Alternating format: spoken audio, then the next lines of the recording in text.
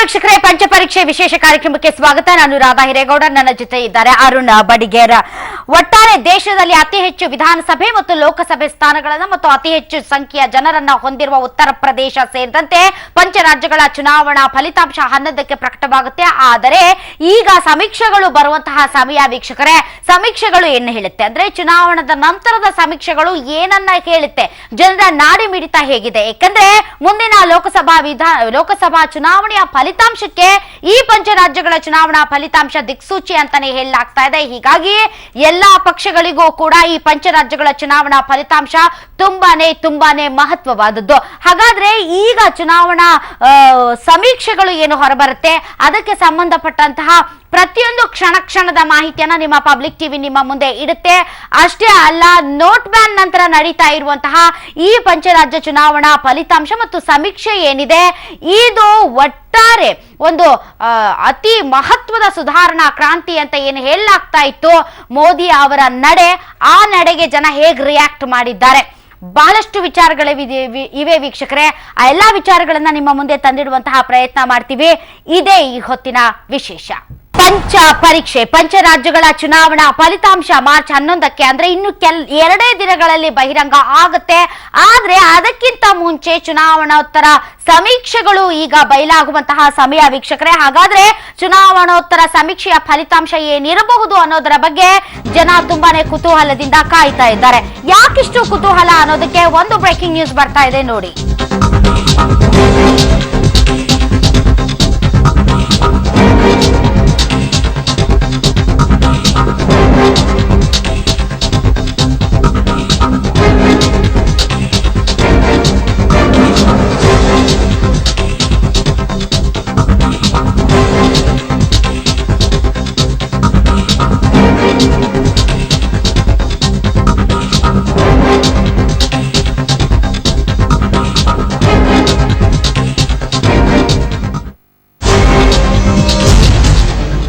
ಮುಂದಿನ ಲೋಕಸಭೆ ಚುನಾವಣೆಯ ದಿಕ್ಸೂಚಿ ಅಂತಾನೆ ಪರಿಗಣಿಸಿರುವ ಪಂಚರಾಜ್ಯಗಳ ವಿಧಾನಸಭಾ ಚುನಾವಣೆಯ ಸಮೀಕ್ಷೆ ಇನ್ನೇನು ಕೆಲವೇ ಕ್ಷಣಗಳಲ್ಲಿ ಬಹಿರಂಗ ಆಗುತ್ತೆ.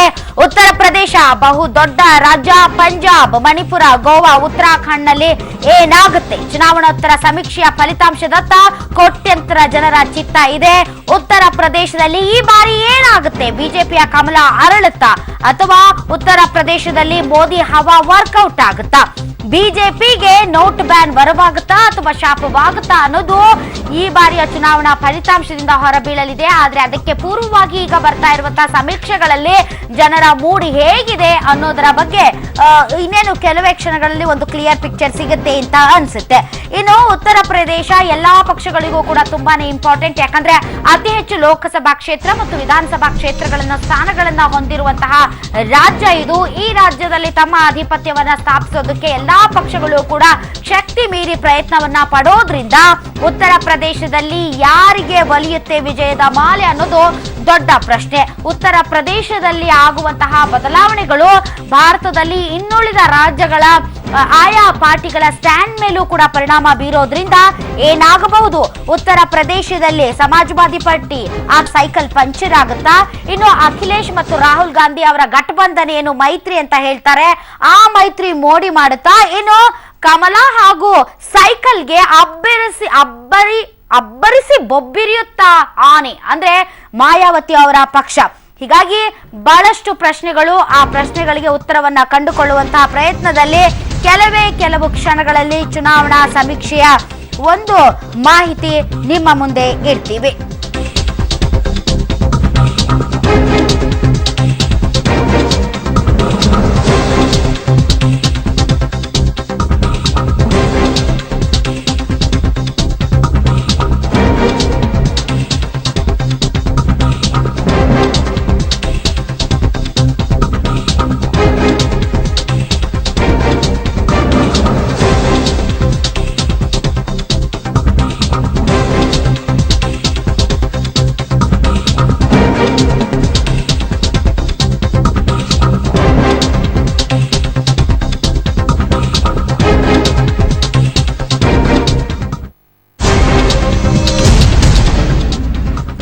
ಎಸ್ ಕೆಲವೇ ಕ್ಷಣಗಳಲ್ಲಿ ಬಹು ನಿರೀಕ್ಷಿತ ಪಂಚರಾಜ್ಯಗಳ ಸಮೀಕ್ಷೆ ಬಹಿರಂಗವಾಗುತ್ತೆ. ಪಂಜಾಬ್ನಲ್ಲೂ ಕೂಡ ಏನಾದರೂ ಕೇಜ್ರಿವಾಲ್ ಪುರಕ್ಕೆ ಒಂದು ರೀತಿಯಾಗಿ ಕಮಾಲ್ ಮಾಡುತ್ತಾ ಅಂತ ದೆಹಲಿಯಲ್ಲಿ ಯಾವ ರೀತಿಯಾಗಿ ಧೂಳೆಬ್ಬಿಸಿತ್ತು ಅದೇ ರೀತಿಯಾಗಿ ಪಂಜಾಬ್ನಲ್ಲಿ ನಿರೀಕ್ಷೆಯನ್ನ ಮೂಡಿಸಿತ್ತು.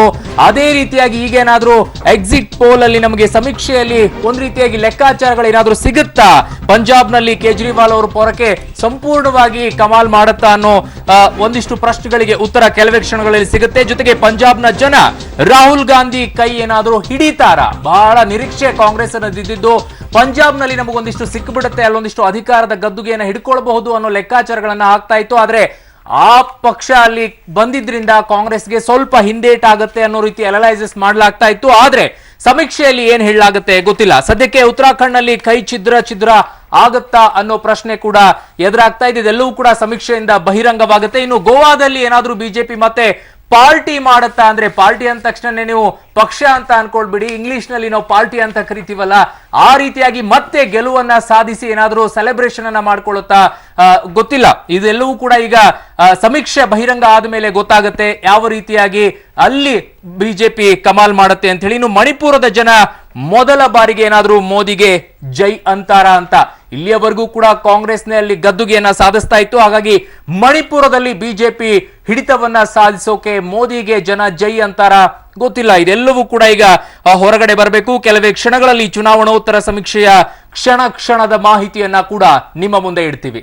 ಎಸ್ ವೀಕ್ಷಕರೇ, ಚುನಾವಣೋತ್ತರ ಸಮೀಕ್ಷೆಯ ಫಲಿತಾಂಶ ಏನಾಗುತ್ತೆ? ಹಲವಾರು ಚುನಾವಣೋತ್ತರ ಸಮೀಕ್ಷೆಗಳು ಇನ್ನೇನು ಕೆಲವೇ ಕ್ಷಣಗಳಲ್ಲಿ ಬರೋದಕ್ಕೆ ಆರಂಭ ಆಗುತ್ತೆ. ಅದರಲ್ಲೂ ಕೂಡ ತುಂಬಾನೇ ಇಂಪಾರ್ಟೆಂಟ್ ಮತ್ತು ಎಲ್ಲಾ ಪಕ್ಷಗಳು ಕೂಡ ಕಾತರದಿಂದ, ಕುತೂಹಲದಿಂದ ಮತ್ತು ಒಂದು ರೀತಿ ತುಂಬಾನೇ ಭಯ ಭಕ್ತಿಯಿಂದ ಕಾಯ್ದು ಉತ್ತರ ಪ್ರದೇಶದ ವಿಧಾನಸಭಾ ಚುನಾವಣಾ ಫಲಿತಾಂಶ. ಹಾಗಾಗಿ ಅದಕ್ಕೆ ಪೂರ್ವವಾಗಿ ಏನು ಚುನಾವಣೋತ್ತರ ಸಮೀಕ್ಷೆಗಳು ಬಹಿರಂಗ ಆಗ್ತಾ ಇವೆ, ಈ ವಿಚಾರಕ್ಕೆ ಸಂಬಂಧಪಟ್ಟಂತೆ ಮಾತನಾಡೋದಕ್ಕೆ ನಮ್ಮ ಪೊಲಿಟಿಕಲ್ ಬ್ಯೂರೋ ಚೀಫ್ ಬದ್ರುದ್ದೀನ್ ಅವರು ನಮ್ಮೊಂದಿಗೆ ಈಗ ಸ್ಟುಡಿಯೋದಲ್ಲಿದ್ದಾರೆ. ಸರ್, ತಮಗೆ ವಿಶೇಷ ಈ ಚುನಾವಣಾ ಸಮೀಕ್ಷೆಯ ಕಾರ್ಯಕ್ರಮಕ್ಕೆ ಸ್ವಾಗತ. ಮೊದಲನೇದಾಗಿ ನನ್ನ ಪ್ರಶ್ನೆ ಏನು ಅಂದ್ರೆ, ಕಾಲಕ್ಕೆ ತಕ್ಕಂತೆ ಚುನಾವಣೆಗಳು ಬರುತ್ತವೆ ಹೋಗುತ್ತವೆ, ಆದ್ರೆ ಪ್ರತಿಯೊಂದು ಚುನಾವಣೆ ಮತದಾನ ಆದ ನಂತರ ಚುನಾವಣೋತ್ತರ ಸಮೀಕ್ಷೆಗಳು ಬರೋದು ವಾಡಿಕೆ. ಆದ್ರೆ ಈ ಚುನಾವಣೋತ್ತರ ಸಮೀಕ್ಷೆಗಳನ್ನ ಯಾಕೆ ಅಷ್ಟೊಂದು ಮಹತ್ವವಾಗಿ ನಾವು ಪರಿಗಣಿಸಬೇಕು? ನಿಜಕ್ಕೂ ಕೂಡ ಆ ಮಹತ್ವವನ್ನ ಅವು ಉಳಿಸಿಕೊಂಡಿದ್ಯಾ? ಕಳೆದ ಚುನಾವಣೆಗಳನ್ನ ಪ್ರಕಟಿಸಿದಂತಹ ಸಮೀಕ್ಷೆಗಳು ಪ್ರಕಟವಾದಂತಹ ರೀತಿಯನ್ನ ನೋಡಿದ್ರೆ ಎಷ್ಟು ಮಟ್ಟಿಗೆ ನಾವು ಇದನ್ನ ಸೀರಿಯಸ್ ಆಗಿ ಪರಿಗಣಿಸಬೇಕು ಅಂತ? ಜನ ಮತ್ತು ಕೆಲವು ವಿಶೇಷವಾಗಿ ರಾಜಕೀಯ ಪಕ್ಷಗಳು ಅವರಿಗೆ ಅನುಕೂಲಕರವಾದಂತಹ ಸಮೀಕ್ಷೆಗಳು ಬಂದ್ರೆ ಅದು ಸರಿ ಅಂತ ಹೇಳ್ತಾರೆ, ಅವರು ವಿರೋಧವಾಗಿ ಬಂದ್ರೆ ಅದನ್ನು ನಾನು ಒಪ್ಪಲ್ಲ ಅಂತ ಹೇಳ್ತಾರೆ. ಆದರೆ ಒಂದೊಂದು ಸಂಸ್ಥೆಗಳು ಒಂದೊಂದು ರೀತಿಯಲ್ಲಿ ಸಮೀಕ್ಷೆಗಳನ್ನ ಮಾಡ್ತವೆ. ಅವ್ರು ತೆಗೆದುಕೊಳ್ಳುವ ಸ್ಯಾಂಪಲ್ಗಳಿರ್ಬೋದು, ನಿಮ್ಗೆ ಗೊತ್ತು ವೈಜ್ಞಾನಿಕವಾಗಿ ಮಾಡ್ಲಿಕ್ಕೆ ಅವಕಾಶ ಇದೆ. ಆದರೆ ಇತ್ತೀಚಿನ ದಿನಗಳಲ್ಲಿ ಸಮೀಕ್ಷೆಗಳ ಬಗ್ಗೆನೂ ಕೂಡ ಅನುಮಾನಗಳು ಬರ್ತಾ ಇರುವಂತ ನಾವು ನೋಡಿದ್ದೇವೆ. ಯಾಕೆಂತ ಹೇಳಿದ್ರೆ, ಈಗ ನಿಮ್ಗೆ ಚುನಾವಣಾ ಪೂರ್ವ ಸಮೀಕ್ಷೆ ಅಂದ್ರೆ ಈ ಚುನಾವಣೆಗಳ ಆರಂಭ ಆಗುವಂತ ಹಿಂದೆ ನಡೆದಂತಹ ಸಮೀಕ್ಷೆಗಳಲ್ಲಿ ಒಂದು ರಾಜ್ಯಗಳಲ್ಲಿ ಒಂದೊಂದು ಸಂಸ್ಥೆಗಳು ಒಂದೊಂದು ರೀತಿಯ ಅಂಕಿಅಂಶಗಳನ್ನ ಪ್ರಕಟಿಸಿವೆ. ಹಾಗಾಗಿ ಇದನ್ನ ಚುನಾವಣೆಗೆ ಮುನ್ನ ಮಾಡೋದಕ್ಕೂ ನಂತರ ಮಾಡೋದಕ್ಕೂ ವ್ಯತ್ಯಾಸ ಇದೆ. ಹಿಂದೆ ಮಾಡುವಂತದ್ರಲ್ಲಿ ಕೆಲವು ಯಾವ್ದಾದ್ರು ಕೆಲವು ಒಳಸಂಚುಗಳು ಅಥವಾ ಎಜೆಂಡಾಗಳು ಅಡ್ಜಸ್ಟ್ಮೆಂಟ್ಗಳು ಇರೋ ಸಾಧ್ಯತೆ ಇಲ್ಲ ಅಂತ ನಾನು ಹೇಳಲಾರೆ. ಆದ್ರೆ ಮತಗಟ್ಟ ಸಮೀಕ್ಷೆ ಇದೆಯಲ್ಲ, ಅದು ಬಹುತೇಕ ಸತ್ಯಕ್ಕೆ ಹತ್ತಿರವಾಗಿರ್ತವೆ. ಸತ್ಯಕ್ಕೆ ಹತ್ತಿರ. ಈಗ ಕಳೆದ ಬಾರಿ ಲೋಕಸಭಾ ಚುನಾವಣೆಯಲ್ಲಿ ಬಿಜೆಪಿ ಈ ರೀತಿ ಯಾವುದೇ ಪಕ್ಷದ ಬಲವಿಲ್ಲದೆ ತುಂಬಾ ದೊಡ್ಡ ಪಾರ್ಟಿಯಾಗಿ ಯಾರ ಆಶ್ರಯವೂ ಇಲ್ಲದೆ ಅಧಿಕಾರವನ್ನ ಸ್ವೀಕರಿಸುತ್ತೆ ಅಂತ ಯಾರು ಹೇಳಿರ್ಲಿಲ್ಲ. ಆಗ ನೋಡಿದ್ರೆ ಎಲ್ಲಾ ಸಮೀಕ್ಷೆಗಳು, ಇವನ್ ಬಿಹಾರದಲ್ಲೂ ಕೂಡ ಈ ರೀತಿಯ ಮಹಾಗಠಬಂಧನ ಏನಿದೆ ಅದು ಅಧಿಕಾರವನ್ನ ಹಿಡಿಯುತ್ತೆ ಮತ್ತು ಬಿಜೆಪಿಗೆ ಆತರ ರಿಸಲ್ಟ್ ಸಿಗುತ್ತೆ ಅಂತ ಯಾವ ಸಮೀಕ್ಷೆನೂ ಹೇಳಿರ್ಲಿಲ್ಲ. ಹೀಗಾಗಿ ತಮಿಳುನಾಡು ಆಲ್ಸೋ, ತಮಿಳುನಾಡಿನಲ್ಲಿ ಆಲ್ಟರ್ನೇಟಿವ್ ಆಗಿ ಜಯಲಲಿತಾಗೆ ಈ ಸರಿ ಮನೆ ಕಳಿಸ್ತಾರೆ ಅಂತ ಕರೆಕ್ಟ್. ಅದು ನಮ್ಮ ಎಲ್ಲರ ಲೆಕ್ಕಾಚಾರಗಳನ್ನ ತಲೆಕೆಳಗು ಮಾಡುತ್ತೆ ಫಲಿತಾಂಶ. ಅದು ಯಾವಾಗಲೂ ಫಲಿತಾಂಶ ಏನೇ ಬರಲಿ ಸಮೀಕ್ಷೆಗಳು ಏನೇ ಇರಲಿ, ಒಂದು ಸ್ಯಾಂಪಲ್ಗಳಿದಾವಲ್ಲ, ಅವು ಒಂದು ಆ ಏರಿಯಾದ ಆ ಸಮಾಜದ ಒಂದು ಪಲ್ಸ್ ಅನ್ನ ಸ್ವಲ್ಪ ಮಟ್ಟಿಗೆ ಆದ್ರೂ ಬಿಂಬಿಸುವಂತ ಪ್ರಯತ್ನ ಆಗುತ್ತೆ. ಹಾಗಾಗಿ ಸಮೀಕ್ಷೆಗಳು, ಮತಗಟ್ಟೆ ಸಮೀಕ್ಷೆಗಳಿದಾವಲ್ಲ, ಅದು ಸ್ವಲ್ಪ ಸತ್ಯಕ್ಕೆ ಹತ್ತಿರವಾಗಿರ್ತವೆ ಬಹುತೇಕ ಕಡೆ. ಅಂದ್ರೆ ನೀವು ಹೇಳ್ದಂಗೆ ಇಂಥವೆಲ್ಲ ನಡೀತವೆ. ಆದ್ರೆ ಹಾಗಂತೇಳಿ ಈಗ ಒಂದು ಉದಾಹರಣೆಗೆ ಒಂದು ಕ್ಷೇತ್ರದಲ್ಲಿ 2 ಲಕ್ಷ ಮತದಾರರಿದ್ರೆ ಸುಮಾರು ಎಷ್ಟು ಹಬ್ಬ ಅಂದ್ರೆ ಒಂದು 500,000 ಜನರ ಸ್ಯಾಂಪಲ್ಸ್ ನ ತೆಗೆದುಕೊಂಡಿರ್ತಾರೆ. ಹಾಗಾಗಿ ಇಂಥವೆಲ್ಲ ನಡೀತದೆ. ಹಾಗಾದ್ರೆ ಕೆಲವೊಂದು ಸಮೀಕ್ಷೆಗಳು ಇವೆ, ನಿನ್ನೆವರೆಗೆ ಬಂದಿರುವಂತಹ ಸಮೀಕ್ಷೆಗಳು, ಅದರಲ್ಲಿ ಇಂಡಿಯಾ ಟುಡೇ ಮಾಡಿದಂತಹ ಸಮೀಕ್ಷೆಗಳು ಇಂಡಿಯಾ ಟುಡೇ ರಿಸರ್ಚ್ ಸೇರಿದಂತೆ ಬಹಳಷ್ಟು ವಿಶ್ಲೇಷಕರು ಕೊಡುವಂತಹ ಸಮೀಕ್ಷೆಗಳು ನಮ್ಮ ಮುಂದೆ ಇದೆ. ಅವುಗಳನ್ನ ನೋಡೋಣವಾ? ಎಸ್,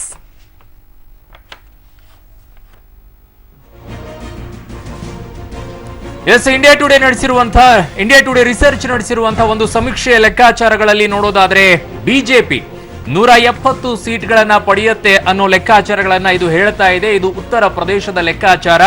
ಬಿಜೆಪಿ 170 ಅಲ್ಲಿ ಪಡೆದ್ರೆ ಎಸ್ಪಿ ಮತ್ತು ಸಮಾಜವಾದಿ ಪಾರ್ಟಿ ಮತ್ತೆ ಕಾಂಗ್ರೆಸ್ ಎರಡು ಕೂಡ ಅಲಯನ್ಸ್ ಇದೆ. ಹಾಗಾಗಿ ಎರಡು ಸೇರಿಯಲ್ಲಿ ಮತವನ್ನ ಪಡೆಯೋದಾದ್ರೆ, ಸೀಟ್ಗಳನ್ನ ಪಡೆಯೋದಾದ್ರೆ 130 ಸೀಟ್ಗಳನ್ನ ಪಡೆಯುತ್ತೆ ಅಂತ ಹೇಳ್ತಾ ಇದ್ದಾರೆ. ಇದು ಇಂಡಿಯಾ ಟುಡೇ ರಿಸರ್ಚ್ ನ ಲೆಕ್ಕಾಚಾರ. ಅದರ ಜೊತೆಗೆ ಬಿಎಸ್ಪಿ ಕೂಡ ಅಲ್ಲಿ 90 ಸೀಟ್ಗಳನ್ನ ಪಡೆಯುತ್ತೆ ಅಂತ ಹೇಳ್ತಾ ಇದ್ದಾರೆ. ಉಳಿದಂತೆ ಈ ಲೆಕ್ಕಾಚಾರಗಳನ್ನ 13 ಅಂತ ಹೇಳ್ತಾ ಇದ್ದಾರೆ. ಬಟ್ ಎಲ್ಲ ಲೆಕ್ಕಾಚಾರಗಳು ಇಂಡಿಯಾ ಟುಡೇ ರಿಸರ್ಚ್ ಒಂದೊಂದು ಸಮೀಕ್ಷೆಯದ್ದು ಒಂದೊಂದು ಲೆಕ್ಕಾಚಾರಗಳಿರುತ್ತೆ. ಹಾಗಾಗಿ ಈಗ ಇರುವಂತಹ ಇಂಡಿಯಾ ಟುಡೇ ರಿಸರ್ಚ್ ಒಂದು ಲೆಕ್ಕಾಚಾರ ಬಿಜೆಪಿ 170 ಜೊತೆಗೆ ಎಸ್ ಮತ್ತು ಕಾಂಗ್ರೆಸ್ 130, ಬಿಎಸ್ಪಿ 90. ಈ ರೀತಿ ಲೆಕ್ಕಾಚಾರಗಳು ಬರ್ತಾ ಇದೆ, ನೋಡ್ಬೇಕು. ಇನ್ನು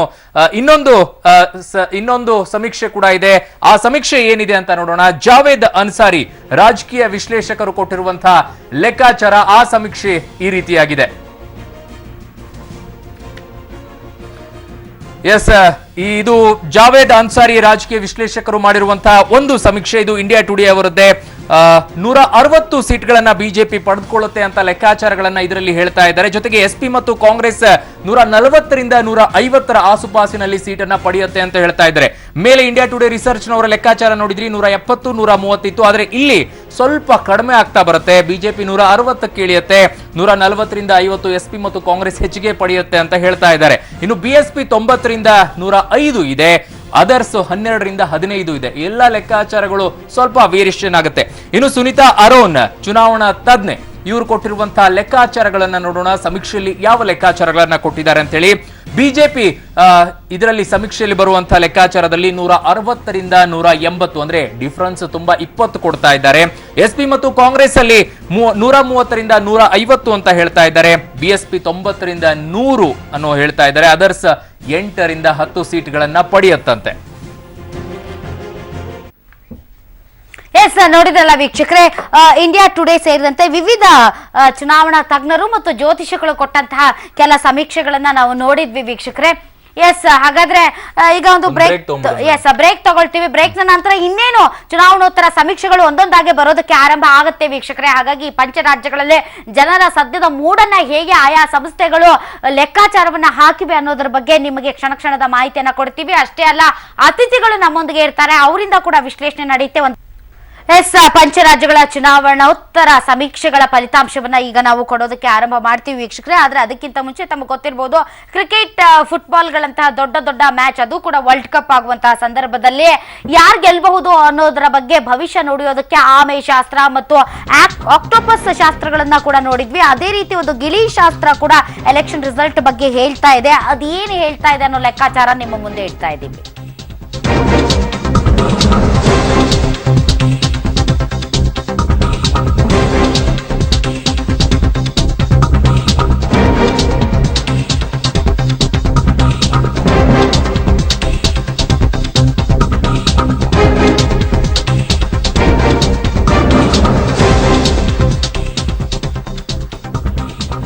ಎಸ್ ವೀಕ್ಷಕರೇ, ಕ್ರಿಕೆಟ್, ಫುಟ್ಬಾಲ್ ಮ್ಯಾಚ್ಗಳ ಬಗ್ಗೆ ಭವಿಷ್ಯವನ್ನ ನುಡಿತಾ ಇದ್ದ ಗಿಳಿ ಈ ಎಲೆಕ್ಷನ್ ಬಗ್ಗೆ ಏನ್ ಹೇಳುತ್ತೆ, ಗಿಳಿ ಶಾಸ್ತ್ರದ ಗಿಳಿ ಲೆಕ್ಕಾಚಾರ ನಿಮ್ಮ ಮುಂದೆ ನಾವು ಇಡುವಂತಹ ಪ್ರಯತ್ನವನ್ನ ಮಾಡ್ತಾ ಇದ್ದೀವಿ.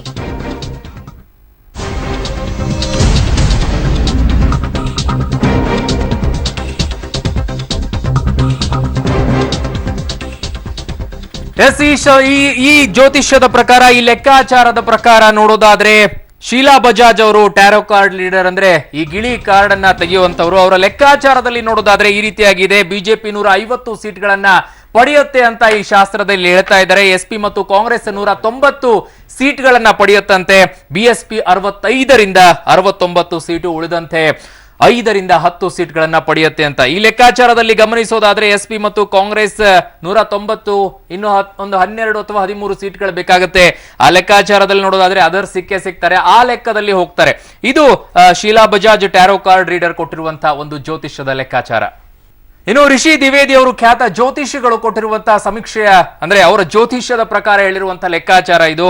ಬಿಜೆಪಿ 130 ಸೀಟ್ಗಳನ್ನ ಅಲ್ಲಿ ಪಡೆದುಕೊಳ್ಳುತ್ತೆ. ಜೊತೆಗೆ ಎಸ್ಪಿ ಮತ್ತು ಕಾಂಗ್ರೆಸ್ 140 ಸೀಟ್ಗಳನ್ನ ಪಡ್ಕೊಂಡ್ರೆ ಬಿಎಸ್ಪಿ 120, ಅದರ್ಸ್ 13. ಈ ಲೆಕ್ಕಾಚಾರದಲ್ಲೂ ನೋಡೋದಾದ್ರೆ ಅತಂತ್ರ ಆಗತ್ತೆ. ಯಾವುದು ಕೂಡ ಪೂರ್ಣ ಬಹುಮತವನ್ನ ಅಲ್ಲಿ ಪಡ್ಕೊಳ್ಳೋದಿಲ್ಲ ಅನ್ನೋ ಲೆಕ್ಕಾಚಾರ ಜ್ಯೋತಿಷ್ಯದಲ್ಲೂ ಕೂಡ ಗೊತ್ತಾಗ್ತಾ ಇದೆ. ಎಸ್, ಈ ಎಲ್ಲಾ ಸಮೀಕ್ಷೆಗಳ ಲೆಕ್ಕಾಚಾರಗಳಲ್ಲಿ ಗಮನಿಸೋದಾದ್ರೆ ಅತಂತ್ರ ಆಗೋದೇ ತುಂಬಾ ಹೆಚ್ಚಾಗಿದೆ. ಯಾವುದೂ ಕೂಡ ಪೂರ್ಣ ಬಹುಮತದಲ್ಲಿ ಬರೋ ಲೆಕ್ಕಾಚಾರಗಳೇ ಕಾಣ್ತಾ ಇಲ್ಲ. ಸಮೀಕ್ಷೆಗಳು ಒಂದಾದ ನಂತರ ಒಂದು ಮುಂದೆ ಇಡ್ತಾ ಇದೀವಿ ನಿಮ್ಗೆ. ಆದ್ರೆ ಈ ಲೆಕ್ಕಾಚಾರಗಳನ್ನ ಗಮನಿಸೋದಾದ್ರೆ ಅತಂತ್ರ ಆಗೋಗುತ್ತೆ. ಆದ್ರೆ ಯಾವ ಪಾರ್ಟಿ ಸರ್ಕಾರವನ್ನ ರಚನೆ ಮಾಡುತ್ತೆ ಅನ್ನೋದು ಸ್ಪಷ್ಟವಾಗಿ ಗೊತ್ತಾಗ್ತಿಲ್ಲ. ಸದ್ಯಕ್ಕಂತೂ ಜ್ಯೋತಿಷ್ಯ ಲೆಕ್ಕಾಚಾರದಲ್ಲೂ ಕೂಡ ಇಲ್ಲ, ಇನ್ನುಳಿದಂತೆ ಸಮೀಕ್ಷೆ ಮಾಡಿರುವಂತಹ ಲೆಕ್ಕಾಚಾರದಲ್ಲೂ ಕೂಡ ಇಲ್ಲ.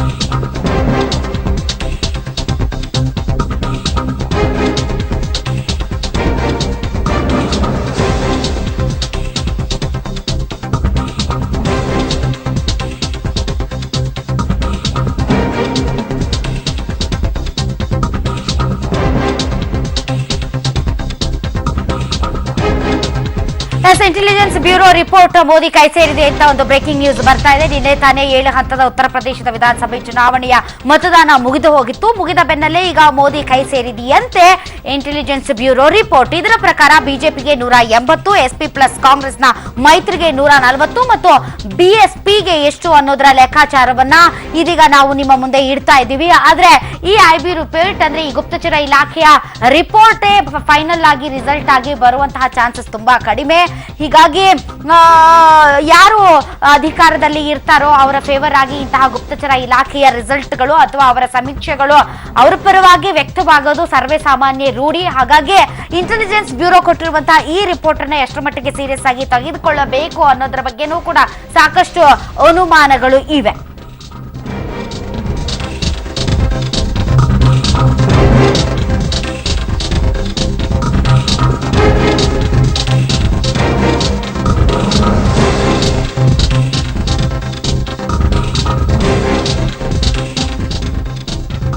ಓಕೆ, ಇನ್ನು RSS ಕೂಡ ತನ್ನ ಒಂದು ಇಂಟರ್ನಲ್ ರಿಪೋರ್ಟ್ ಆಂತರಿಕ ಸಮೀಕ್ಷೆಯನ್ನ ನಡೆಸುತ್ತೆ. ಅದು ಪ್ರತಿ ರಾಜ್ಯಗಳಲ್ಲೂ ಕೂಡ ನಡೆಸುತ್ತೆ. ಎಲ್ಲೆಲ್ಲಿ ಬಿಜೆಪಿ ಇದೆಯೋ ಅಲ್ಲೆಲ್ಲವೂ ಕೂಡ RSS ತನ್ನ ಒಂದು ಆಂತರಿಕ ಸಮೀಕ್ಷೆಯನ್ನ ಮಾಡುತ್ತೆ. ಆ ಆಂತರಿಕ ಸಮೀಕ್ಷೆಯಲ್ಲೂ ಕೂಡ ಉತ್ತರ ಪ್ರದೇಶದಲ್ಲಿ ಇನಿಷಿಯಲಿ ಏನು ಸಮೀಕ್ಷೆ ನಡೆದಿತ್ತು ಅದರಲ್ಲಿ ಎಲ್ಲ ಒಂದ್ ಕಡೆ ಬಿಜೆಪಿ ತನ್ನ ಸಾಮ್ರಾಜ್ಯವನ್ನ ಸ್ಥಾಪಿಸಬಹುದು ಅನ್ನುವಂತ ರಿಪೋರ್ಟ್ ಬಂದಿತ್ತು.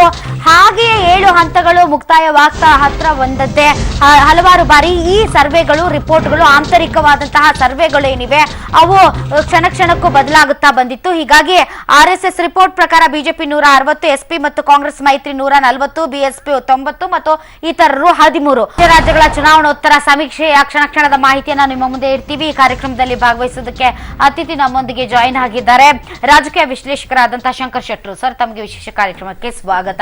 ಮೊದಲನೇದಾಗಿ ಸರ್ವೆಗಳ ಬಗ್ಗೆ ತಮ್ಮ ಅಭಿಪ್ರಾಯ ಹೇಗಿದೆ? ಸರ್ವೆಗಳು ಸ್ಪಷ್ಟವಾಗಿ ಅದು ಕರೆಕ್ಟ್ ಆಗಿದೆ ಅಂತ ಹೇಳಿಕ್ಕೆ ಆಗೋದಿಲ್ಲ. ಮತ್ತು ಸ್ಪಷ್ಟ ಫಲಿತಾಂಶದ ಹತ್ರ ಹೋಗ್ತೇವೆ. ನೀವೀಗ ಅದು ಟ್ಯಾರೋ ಕಾರ್ಡ್, ಗಿಳಿ ಅಥವಾ ಜ್ಯೋತಿಷ್ಯ ಅದಕ್ಕೂ ಇದಕ್ಕೆ ಯಾವ ಸಂಬಂಧ ಇಲ್ಲ. ಅದೊಂದು ಯಾವುದೋ ಒಂದು ಲೆಕ್ಕ ಅದು ನಾವು ಬಿಲೀವ್ ಮಾಡೋದಿಲ್ಲ. ಈಗ ನೀವು RSS ರಿಪೋರ್ಟ್ ಹೇಳ್ತೀರಿ, ಅದಕ್ಕೆ ಏನಾದ್ರು ಸ್ವಲ್ಪ ಇರ್ಬೋದು, ಅದಕ್ಕೆ ವೈಟೇಜ್ ಇರ್ಬೋದು, ಅಥವಾ ನಿಮ್ಮ IB ಇನ್ಫಾರ್ಮೇಶನ್ ಬ್ಯೂರೋದು ಇನ್ಫಾರ್ಮೇಶನ್ ಅಂತ ಹೇಳಿ ಅದೆಲ್ಲ ಹತ್ರ ಬರ್ತದೆ. ಬಟ್ ಅದು ಸ್ಪಷ್ಟವಾಗಿ ಬರ್ತದೆ ಅಂತ ಹೇಳೋದಿಲ್ಲ. ಯಾಕಂದ್ರೆ ಇದೇ ಉತ್ತರ ಪ್ರದೇಶ ಎಲೆಕ್ಷನ್ 2007 ಮತ್ತು 2012 ಅಲ್ಲಿ 2012 ಅಲ್ಲಿ ಎಲ್ಲ ಸ್ಪಷ್ಟ ಬಹುಮತ ಅಂತ ಹೇಳಿದ್ರು. ಬಟ್ 2007 ಅಲ್ಲಿ ಮಾಯಾವತಿ ಅವರು ಸ್ಪಷ್ಟ ಬಹುಮತದಲ್ಲಿ ಬಂದರು. 2012 ಅಲ್ಲಿ ಮುಲಾಯಂ ಯಾದವ್ ಅವರು ಬಂದರು. ಸೊ ಅದನ್ನು ಈ ಬಾರಿನೂ ಸ್ಪಷ್ಟ ಬಹುಮತ ಯಾವುದು ಕಾಣಿಸ್ತಿಲ್ಲ. ನಿಮ್ಮ ಯಾವ ಜ್ಯೋತಿಷ ಇವನ್ ಪ್ರೀಪೋಲ್ ಪ್ರಿಡಿಕ್ಷನ್ ಪ್ರಕಾರ ಯಾರಿಗೂ ಸ್ಪಷ್ಟ ಬಹುಮತ ಕೊಟ್ಟಿಲ್ಲ.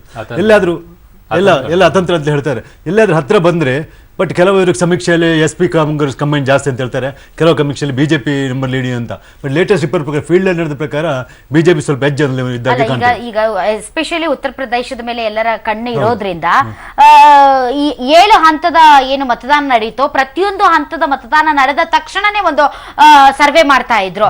ಅದರಲ್ಲಿ ಒಂದೊಂದು ಹಂತಕ್ಕೂ ಕೂಡ ರಿಸಲ್ಟ್ ಚೇಂಜ್ ಆಗ್ತಾನೆ ಬಂತು. ಒಂದೊಂದು ಪೋಲ್ ಸರ್ವೆ ಏನಿದೆ ಅದೆಲ್ಲವೂ ಕೂಡ ಬದಲಾಗ್ತಾ ಬಂತು.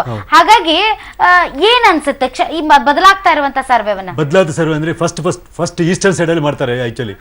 ಡೆಲ್ಲಿಗೆ ಸಮೀಪ ಅಲ್ಲಿಂದ ಬಿಹಾರ್ ಕಡೆ. ಸರ್ ನಿಮ್ಮಿಂದ ಉತ್ತರವನ್ನು ಪಡ್ಕೊಳ್ತೀನಿ ಸರ್. ಈ ಕೆಲವೇ ಕ್ಷಣಗಳಲ್ಲಿ ಒಂದಿಷ್ಟು ಮಾಹಿತಿಗಳು ಬರುತ್ತೆ. ಆದ್ರೆ ಈಗ IB ರಿಪೋರ್ಟ್ ಪ್ರಕಾರ ಬಿಜೆಪಿಗೆ 180 ಸೀಟ್ ಇದೆ, ಎಸ್ಪಿ ಮತ್ತು ಕಾಂಗ್ರೆಸ್ ಅಲಯನ್ಸ್ಗೆ 140 ಸೀಟ್ಗಳಿದೆ, BSPಗೆ 70 ಅಂತ ಹೇಳ್ತಾ ಇದ್ದಾರೆ, ಅದರ್ಸ್ 13 ಅನ್ನೋ ಲೆಕ್ಕಾಚಾರಗಳಲ್ಲಿ ಹೇಳ್ತಾ ಇದ್ದಾರೆ. ಇದು ಒಂದು ಕಡೆ IB ಆದ್ರೆ, ಇನ್ನು RSS ರಿಪೋರ್ಟ್ ಮೋದಿ ಅವರಿಗೆ ಕೊಟ್ಟಿರುವಂತಹ ಲೆಕ್ಕಾಚಾರದಲ್ಲಿ ಗಮನಿಸೋದಾದ್ರೆ ಬಿಜೆಪಿ 160, ಎಸ್ಪಿ ಮತ್ತು ಕಾಂಗ್ರೆಸ್ 140, BSP 90, ಇತರರು 13 ಅನ್ನೋ ಲೆಕ್ಕಾಚಾರಗಳಿದೆ. ಆದ್ರೆ ಇದು ಎಷ್ಟರ ಮಟ್ಟಿಗೆ ಸತ್ಯ ಆಗುತ್ತೆ ಅನ್ನೋದು 11ನೇ ತಾರೀಕಿಗೆ ಬರುವಂತಹ ರಿಸಲ್ಟ್ ನಲ್ಲೇ ಗೊತ್ತಾಗುತ್ತೆ. ಇದಿದಷ್ಟು ಹಿಂದೆ ಮುಂದೆ ಆಗುತ್ತೆ, ಲೆಕ್ಕಾಚಾರಗಳು ಕಡಿಮೆನೂ ಆಗ್ಬೋದು, ಹೆಚ್ಚನೂ ಆಗ್ಬೋದು. ಆದ್ರೆ ಒಂದು ಲೆಕ್ಕಾಚಾರಗಳು, ಒಂದು ಮಾಹಿತಿ ಸಿಕ್ಕಿರುತ್ತೆ. ಆ ಸಮೀಕ್ಷೆಗಳ ಲೆಕ್ಕಾಚಾರದಲ್ಲಿ ಈ ಅಂಶಗಳನ್ನ ನಿಮ್ಮ ಮುಂದೆ ಇಡ್ತಾ ಇದ್ದಾರೆ.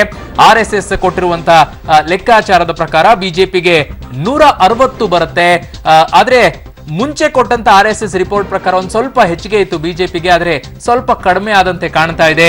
ಎಸ್ಪಿ ಮತ್ತು ಕಾಂಗ್ರೆಸ್ ಮೈತ್ರಿಗೆ 140, BSPಗೆ 90, ಜೊತೆಗೆ ಅದರ್ಸ್ಗೆ 13. IB ರಿಪೋರ್ಟ್ ಮತ್ತೆ RSS ರಿಪೋರ್ಟ್ ಎರಡೂ ಕೂಡ ಮೋದಿ ಅವರ ಕೈಗೆ ಸೇರಿದೆ ಅನ್ನೋ ಲೆಕ್ಕಾಚಾರಗಳು ನಮಗೆ ಸಿಗ್ತಾ ಇದೆ, ಮಾಹಿತಿ ಸಿಗ್ತಾ ಇದೆ. ಆದ್ರೆ ಅದರ ಲೆಕ್ಕಾಚಾರಗಳ ಪ್ರಕಾರದಲ್ಲಿ IB ಕೊಟ್ಟಿರುವಂತಹ ಲೆಕ್ಕಾಚಾರದಲ್ಲಿ 180 ಇದೆ, ಎಸ್ಪಿ ಮತ್ತು ಕಾಂಗ್ರೆಸ್ ಮೈತ್ರಿಗೆ 140 ಇದೆ. ಎರಡು ನೀವು ಗಮನಿಸಿಕೊಳ್ಳಿ, RSS ಕೊಟ್ಟಿರುವಂತದ್ದು ಮತ್ತೆ IB ರಿಪೋರ್ಟ್ ಎರಡೂ ಗಮನಿಸಿದಾಗ ಎಸ್ಪಿ ಮತ್ತು ಕಾಂಗ್ರೆಸ್ ಮೈತ್ರಿಗೆ 140 ಇದೆ. ಆದ್ರೆ BSP ಅಲ್ಲಿ ನೀವು ನೋಡೋದಾದ್ರೆ RSS ಅಲ್ಲಿ 90 ಕೊಡುತ್ತೆ, ಆದ್ರೆ IB ರಿಪೋರ್ಟ್ ಪ್ರಕಾರ 70 ಸಿಗುತ್ತೆ. ಬಿಜೆಪಿಗೆ ಮಾತ್ರ IB ರಿಪೋರ್ಟ್ ಪ್ರಕಾರ 180 ಇದೆ, ಆದ್ರೆ RSS ಪ್ರಕಾರ 160 ಇದೆ. ಅಂದ್ರೆ ಅಲ್ಲೇ 20 ಡಿಫರೆನ್ಸ್ ಬಂದ್ಬಿಡುತ್ತೆ ಅಂದಾಗ ಏನಾಗುತ್ತೆ ಅಂತ ಹೇಳಿ. ಈಗ ಸಿ ವೋಟರ್ ಸಮೀಕ್ಷೆ ಬಹಿರಂಗವಾಗ್ತಾ ಇದೆ.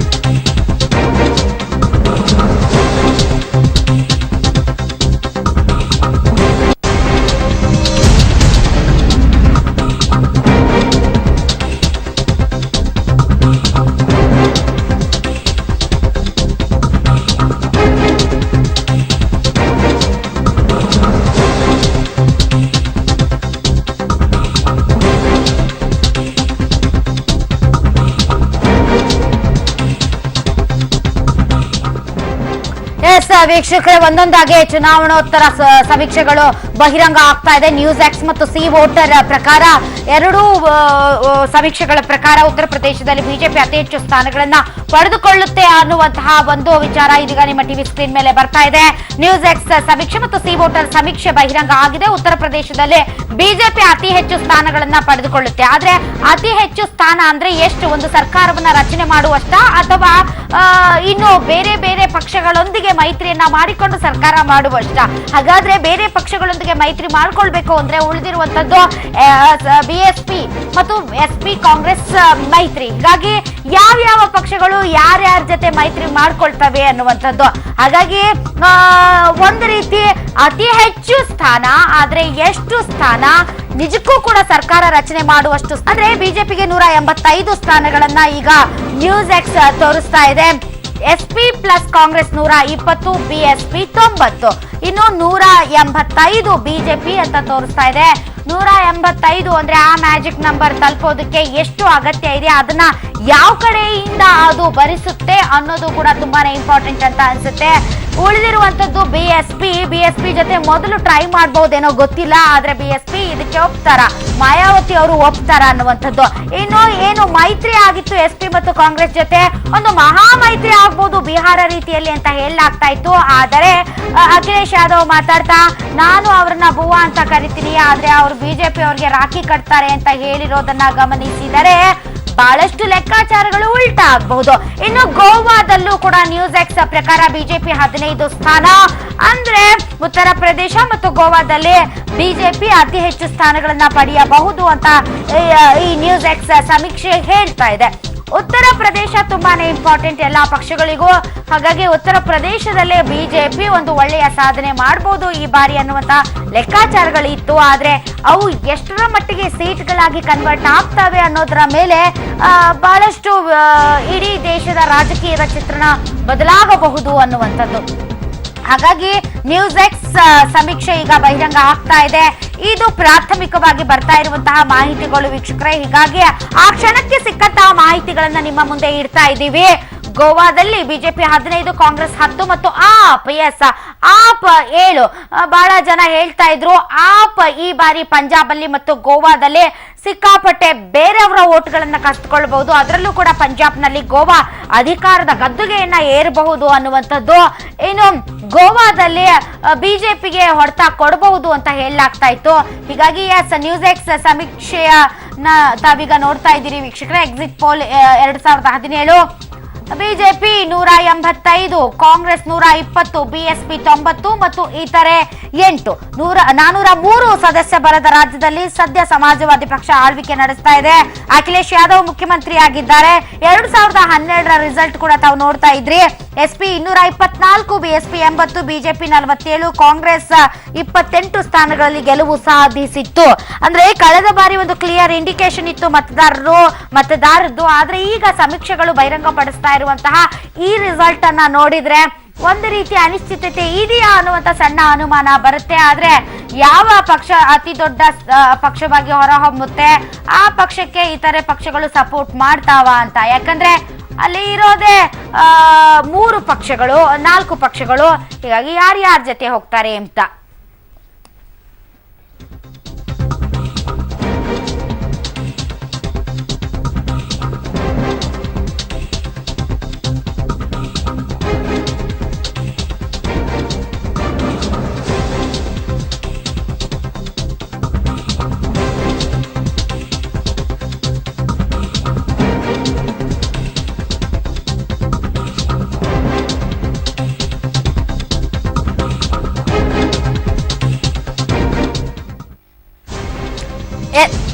ಈಗ ಪಂಜಾಬ್ನ ಒಂದು ಚುನಾವಣೋತ್ತರ ಸಮೀಕ್ಷೆಯ ಫಲಿತಾಂಶವನ್ನ ತಮ್ಮ ಮುಂದೆ ಇಡ್ತಾ ಇದ್ದೀವಿ ವೀಕ್ಷಕರೇ. ಪಂಜಾಬ್ ಈ ಬಾರಿ ಆಮ್ ಆದ್ಮಿ ಪಾರ್ಟಿಯ ಸ್ಪರ್ಧೆಯಿಂದ ಸಿಕ್ಕಾಪಟ್ಟೆ ಎಲ್ಲರ ಗಮನ ಸೆಳೆದಿತ್ತು. ಹೀಗಾಗಿ ಆಮ್ ಆದ್ಮಿ ಪಾರ್ಟಿ ಮತ್ತು ಕಾಂಗ್ರೆಸ್ ನಲ್ಲಿ ಒಂದು ರೀತಿ ಟೈಅಪ್ ತೋರಿಸ್ತಾ ಇದ್ದಾರೆ. ಹಾಗೆ ನೋಡಿದ್ರೆ ಅಕಾಲಿ ದಳ ಏನಿದೆ ಅದು 2ನೇ ಸ್ಥಾನದಲ್ಲಿ ಬರಬಹುದು ಅಂತ ಹೇಳಲಾಗ್ತಾ ಇತ್ತು. ಬಟ್ ಪಂಜಾಬ್ ನಲ್ಲಿ ಕಾಂಗ್ರೆಸ್ನ ಸಾಧನೆ ರಿಸಲ್ಟ್ ಇದೇ ರೀತಿ ಸಮೀಕ್ಷೆಯಲ್ಲಿ ಬಹಿರಂಗವಾದ್ರೆ ಇದು ನಿಜಕ್ಕೂ ಕೂಡ ಒಂದು ರೀತಿ ಆಶ್ಚರ್ಯದಾಯಕ ಅಂತ ಹೇಳ್ಬಹುದು. ಇಡೀ ರಾಷ್ಟ್ರದಲ್ಲಿ ಕಾಂಗ್ರೆಸ್ ಮೂಲೆ ಗುಂಪಾಗ್ತಾ ಇರುವಂತಹ ಸನ್ನಿವೇಶದಲ್ಲಿ ಪಂಜಾಬ್ ಅಲ್ಲಿ ಈ ದೊಡ್ಡ ನಂಬರ್ ಏನಿದೆ ಅವರಿಗೆ ನೈತಿಕವಾಗಿ ಮತ್ತು ರಾಜಕೀಯವಾಗಿ ಅತಿ ದೊಡ್ಡ ಶಕ್ತಿಯನ್ನೇ ಕೊಡಬಹುದು. ಹೀಗಾಗಿ ಆಮ್ ಆದ್ಮಿ ಪಾರ್ಟಿ ಪಂಜಾಬ್ ನಲ್ಲಿ ಅಧಿಕಾರ ಸ್ಥಾಪನೆ ಮಾಡಬಹುದು ಮತ್ತು ಆಡಳಿತ ವಿರೋಧಿ ಅಲೆ ಅಲ್ಲಿ ಅಕಾಲಿ ದಳನ್ನ ಮುಳುಗಿಸಬಹುದು ಅಂತ ಹೇಳ್ತಾ ಇದ್ರು. ಅದೇ ರೀತಿಯಾದಂತಹ ಚುನಾವಣೋತ್ತರ ಸಮೀಕ್ಷೆಯ ಫಲಿತಾಂಶ ನಿಮ್ಮ ಕಣ್ಮುಂದೆ ಇದೆ. ಅದು ಪಂಜಾಬ್ ನಲ್ಲಿ ಅಕಾಲಿ ದಳಗೆ ಕೇವಲ 7 ಸೀಟು, ಕಳೆದ ಬಾರಿ 56 ಸೀಟ್ಗಳನ್ನ ಅದು ಪಡೆದಿತ್ತು. ಕಾಂಗ್ರೆಸ್ ಮತ್ತೆ ಕಳಪೆಯನ್ನ ಪ್ರದರ್ಶನ ಮಾಡಬಹುದಾ ಅನ್ನೋ ಅನುಮಾನಗಳಿತ್ತು. ಬಟ್ ಈಗ ಬರ್ತಾ ಇರುವಂತಹ ಸಮೀಕ್ಷೆಯ ಪ್ರಕಾರ ಅದು 55 ಸೀಟ್ಗಳನ್ನ ಪಡೆಯಬಹುದು. ಆಮ್ ಆದ್ಮಿ ಪಾರ್ಟಿ ಕೂಡ 55 ಸೀಟ್ಗಳು ಅಂತ ಅಂದ್ರೆ ಇಲ್ಲಿ ಏನಾಗಬಹುದು ಅನ್ನೋದ್ರ ಬಗ್ಗೆ ಮತ್ತೆ ಲೆಕ್ಕಾಚಾರಗಳು ಆರಂಭ ಆಗುತ್ತೆ. ಇನ್ನು ಟೈಮ್ಸ್ ನೌ ಸರ್ವೆಯ ಫಲಿತಾಂಶ ಇದೀಗ ಹೊರಗಡೆ ಬರ್ತಾ ಇದೆ. ಉತ್ತರ ಪ್ರದೇಶದಲ್ಲಿ almost times now, news X ಮತ್ತು ಸಿ ವೋಟರ್ ತೋರಿಸಿದಂತಹ ಆಜು ಬಾಜುವಿನ ಲೆಕ್ಕಾಚಾರಗಳೇ ಇಲ್ಲಿ ಕಂಡು ಬರ್ತಾ ಇದೆ. 190ರಿಂದ 210 ಸೀಟ್ಗಳನ್ನ ಟೈಮ್ಸ್ ನೌ ಪ್ರಕಾರ ಅಲ್ಲಿ ಬಿಜೆಪಿ ಪಡೆಯಬಹುದು. ಇನ್ನು ಸಮಾಜವಾದಿ ಪಾರ್ಟಿ ಮತ್ತು ಕಾಂಗ್ರೆಸ್ ಅಲಯನ್ಸ್ ಏನಿದೆ ಅದು 110ರಿಂದ 130 ಸೀಟು. ಇನ್ನು ಬಿಎಸ್ಪಿ 57ರಿಂದ 84, ಈ ತರ 8. ಆಲ್ಮೋಸ್ಟ್ ಅಲ್ಲಿ 10 ಸೀಟ್ಗಳು ಹೆಚ್ಚು ಕಡಿಮೆ ತೋರಿಸ್ತಾ ಇದಾವೆ ಟೈಮ್ಸ್ ನೌ, ನ್ಯೂಸ್ ಎಕ್ಸ್ ಮತ್ತು ಸಿ ವೋಟರ್. ಆದ್ರೆ ಎಲ್ಲಾ ಸರ್ವೆಗಳಲ್ಲೂ ಬಿಜೆಪಿ ಅತಿ ದೊಡ್ಡ ಪಕ್ಷವಾಗಿ ಅಲ್ಲಿ ಹೊರಹೊಮ್ಮಬಹುದು ಅಂತ. 4 ಹಂತಗಳ ಚುನಾವಣೆ ಮತದಾನ ನಡೆದಂತಹ ಸಂದರ್ಭದಲ್ಲಿ ಎಲ್ಲೋ ಒಂದ್ ಕಡೆ SP ಪ್ಲಸ್ ಕಾಂಗ್ರೆಸ್ ಮೈತ್ರಿ ಏನಿದೆ ಅದು ದೊಡ್ಡ ಇಂಪ್ಯಾಕ್ಟ್ ಮಾಡಬಹುದು ಅನ್ನೋ ರೀತಿಯಲ್ಲಿ ಪ್ರಾಥಮಿಕವಾದ ಸಮೀಕ್ಷಾ ವರದಿಗಳು ಬರ್ತಾ ಇತ್ತು. ಆದ್ರೆ ಈಗ ಸಂಪೂರ್ಣ ಚುನಾವಣೆ ಮುಗಿದ ನಂತರದ ಸಮೀಕ್ಷೆಯಲ್ಲಿ ಮತ್ತೆ ಬಿಜೆಪಿ 190ರಿಂದ 210 ಆ ಮ್ಯಾಜಿಕ್ ಫಿಗರ್ ಏನಿದೆ ಅದಕ್ಕೆ ಹತ್ತತ್ರ ಇದೇ ಏನಾದ್ರೂ ಫೈನಲ್ ರಿಸಲ್ಟ್ ಬಂದ್ರೆ ಒಂದು 20 ಸೀಟ್ಗಳು ಹೆಚ್ಚು ಕಡಿಮೆ ಎಕ್ಸ್ಟ್ರಾ ಆಡ್ ಆಗ್ಬಹುದು ಅಂತ ಅನ್ಸುತ್ತೆ. ಅದನ್ನ ಎಲ್ಲಿಂದ ಪಡ್ಕೊಳ್ತಾರೆ ಅನ್ನುವಂಥದ್ದು. ಎಸ್ ಅರುಣ್, ನಾವು ಅತಿಥಿಗಳ ಅಭಿಪ್ರಾಯ ಪಡ್ಕೊಳ್ಳೋಣ ಈ ಸಮೀಕ್ಷೆಯ ಮೇಲೆ ಅಂತ. ಒಂದ್ ಕಮೆಂಟ್ ತಗೊಂಡ್ಬಿಡುವ ಮೇಡಮ್. ಎಸ್ ಶಂಕರ್ ಶೆಟ್ರೆ, ಏನ್ ಅನಿಸ್ತಾ ಇದೆ ಅಂದ್ರೆ ಮೂರ್ ಸರ್ವೆ ತೋರಿಸಿದ್ವಿ ಉತ್ತರ ಪ್ರದೇಶದ್ದು. ನಾವು ಹೆಚ್ಚು ಕಡಿಮೆ ಅಲ್ಲೇ ಓಡಾಡ್ತಾ ಇದ್ದಾರೆ 3 ಜನ. ತುಂಬಾ ದೊಡ್ಡ ಚೇಂಜಸ್ ಏನಿಲ್ಲ, 10 ಹೆಚ್ಚು ಕಡಿಮೆ. ಏನ್ ಅನ್ಸುತ್ತೆ? ಆಲ್ಮೋಸ್ಟ್ ಸಮೀಕ್ಷೆನು ರಿಸಲ್ಟ್ ಕೂಡ ಅದೇ ರೀತಿ ಬರ್ಬೋದು. ಯಾರಿಗೂ ಅಬ್ಸಲ್ಯೂಟ್ ಮೆಜಾರಿಟಿ ಬರುವುದಿಲ್ಲ. ಇಲ್ಲಿ ಅಬ್ಸಲ್ಯೂಟ್ ಮೆಜಾರಿಟಿ ಬರ್ಬೇಕು 203 ಬರ್ಬೇಕು ಆಕ್ಚುಲಿ. ಈಗ ನೀವು ಟೈಮ್ಸ್ ಬ್ರಾಕೆಟ್ ಅಲ್ಲಿ ಹಾಕಿದ್ದಾರೆ 210 ಅಂತೇಳಿ.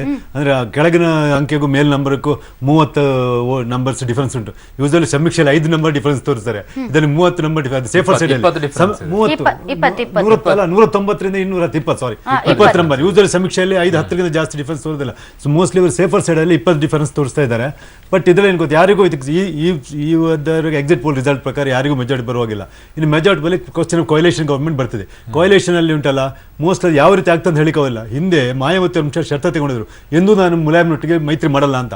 ಫಸ್ಟ್ 2000 ಇದರಲ್ಲಿ 1993 ಅವರು ಅಲಯನ್ಸ್ ಮಾಡಿ ವಿನ್ ಆದಾಗ ಯಾವುದವರವರಿಗೆ ಡಿಫರೆನ್ಸ್ ಒಪಿನಿಯನ್ ಬಂದು ನಮ್ಮ ಜೀವನದಲ್ಲಿ ನಾನು ಮುಲಾಯಮ್ ಸಿಂಗ್ ಒಟ್ಟಿ ಮಾಡಲ್ಲ ಅಂತ. ಬಟ್ ಈಗ ಮುಲಾಯಮ್ ಸಿಂಗ್ ಇಲ್ಲ, ಅಖಿಲೇಶ್ ಯಾದವ್ ಮಾಡಿದ್ರು ಮಾಡ್ಬೋದು. ಯಾಕಂದ್ರೆ ಕೋಮುವಾದಿ ಪಕ್ಷ ಬಿಜೆಪಿ ಅಂತ ಹೇಳ್ಕೊಂಡು ಅವ್ರನ್ನ ಹೊರಗಿಟ್ಟು ಇದನ್ನು ಜಾಯಿಂಟ್ ಕೊಯಲೇಷನ್ ಗೌರ್ಮೆಂಟು ಮಾಡ್ಬೋದು. ಮತ್ತೆ ಬಿಜೆಪಿಗೂ ಮಾತ್ರ ಅಬ್ಸಲ್ಯೂಟ್ ಆಗಲಿಲ್ಲದ್ರೆ ಬರೀ ಕಷ್ಟ ಉಂಟು. ಯಾಕಂದ್ರೆ ಅವರೊಟ್ಟಿಗೆ ಇವರು ಬರ್ಲಿಕ್ಕಿಲ್ಲ, ಅವರು ಬರ್ಲಿಕ್ಕಿಲ್ಲ ಈಗಿನ ಪ್ರಜೆನ ಇದರಲ್ಲಿ. ಅಥವಾ ಮಾಯಾವತಿ ಅವರಿಗೆ ಚೀಫ್ ಮಿನಿಸ್ಟರ್ ಕೊಟ್ಟು ಇವರು ಹೊರಗಡೆ ಮುಂದಿನ ನಾವು ಅನ್ಕೊಂಡಿದ್ವಿ ಸರ್, ಅಖಿಲೇಶು ಅವ್ರ ಮನೆಯಲ್ಲಿರುವಂತಹ ಗಲಾಟೆಗಳು, ಆ ರಾಜಕೀಯ ಗಲಾಟೆ ಇತ್ತಲ್ಲ, ಅದು ಮುಗಿದ ಮೇಲೆ ಅವರು ಒಂದೇ ವಾರದಲ್ಲಿ ಸುಮಾರು 220 ರ್ಯಾಲಿಗಳನ್ನ ಮಾಡ್ತಾರೆ, ಭಾಷಣಗಳನ್ನ ಮಾಡ್ತಾರೆ. ಅದ್ರ ಎಫೆಕ್ಟ್ ಯಾಕೋ ಕಾಣಿಸ್ತಾ ಇಲ್ಲ ಅಂತ.